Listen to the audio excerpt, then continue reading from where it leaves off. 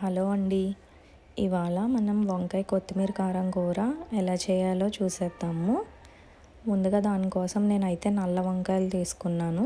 ఒక గిన్నెలో నీళ్ళు పోసుకొని అందులో కొంచెం పసుపు, కొంచెం ఉప్పు వేసుకోవాలి. పసుపు నీళ్ళల్లో కట్ చేసుకున్న వంకాయలు వేసుకుంటే త్వరగా నల్లగా అవ్వకుండా ఉంటాయి. ఇలా చిన్నగా ముసుగు తీసుకుని గుత్తులు గుత్తుల్లా కట్ చేసుకోవాలి. వంకాయలు పురుగుందో లేదో చెక్ చేసుకుంటూ ముచ్చుకుంటేనే బాగుంటుందండి వంకాయ కూరకి. మరీ ఎక్కువ తీసుకోకండి, మగ్గిన తర్వాత చాలా టేస్ట్గా ఉంటుంది. కట్ చేసుకున్నాం కదా వంకాయలు, మనం ఇలా పేస్ట్ రెడీ చేసుకుందాం కూరకి. నేనైతే 5 పచ్చిమిరపకాయలు తీసుకున్నానండి, చిన్న అల్లం ముక్క, కొంచెం కొత్తిమీర, కొంచెం జీలకర్ర, కొంచెం ఉప్పు వేసుకుని మూత పెట్టి పేస్ట్ చేసేసుకుని పక్కన పెట్టుకోవాలి. మీకైతే కారం ఎంత కావాలంటే అంత వేసుకోవచ్చు. తర్వాత బాండీ పెట్టుకొని ఆయిల్ హీట్ అయిన తర్వాత కొంచెం కరివేపాకు వేసుకోవాలి. ఇందాక కట్ చేసి పెట్టుకున్న వంకాయలు ఉన్నాయి కదండి, అవి ఇందులో వేసేసుకోవాలి. సిమ్లోనే పెట్టి ఉంచుకోవాలండి, హైలో పెడితే త్వరగా మాడిపోతాయి వంకాయలు.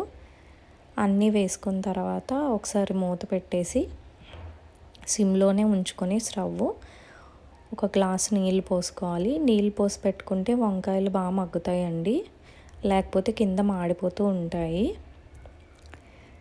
ఇదిగోండి పేస్ట్ ఇలా రెడీ చేసుకోవాలి కూరకి. మరీ పేస్ట్లా కాకుండా ఇలా కొంచెం కొత్తిమీర కనబడేటట్టు ఉంటే చాలా టేస్ట్గా ఉంటుంది. ఈలోపు మనం వంకాయలు మగ్గాయో లేదో చూద్దాము. చూసారు కదండి, నీళ్ళు పెట్టుకుంటే ఇలా మాడిపోకుండా మొత్తం అంతా మగ్గుతాయి వంకాయలు.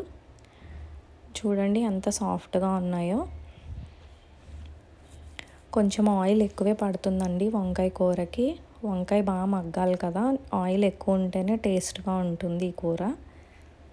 మగ్గిపోయాయి కదండి, మనం పేస్ట్ యాడ్ చేసుకుందాము. రెడీ అయిపోయింది కదా ఇందాక. మొత్తం పేస్ట్ యాడ్ చేసుకొని ఒకసారి బాగా కలుపుకోవాలి దీన్ని. వంకాయలు పట్టేలా కలపండి. ఒకసారి కలిపేసి మళ్ళీ ఒక 2 minutes మూత పెట్టుకొని అయిపోయిందండి. బాగా పట్టింది కూరకైతే. ఒకసారి బాగా కలుపుకొని ఇలా ఆయిల్ వచ్చే వరకు ఉంచాలండి. నాకైతే రెడీ అయిపోయింది కూర. ఇలా ఆయిల్ వచ్చే వరకు ఉంచుకుంటే అయిపోయినట్టే. ఒకసారి వంకాయ ఉడికిందో లేదో చెక్ చేసుకోండి, లేకపోతే మళ్ళీ ఒకసారి మీరు మూత పెట్టి ఉంచుకోండి. నాకైతే రెడీ అయిపోయింది, చూసారు కదండి, అంతే.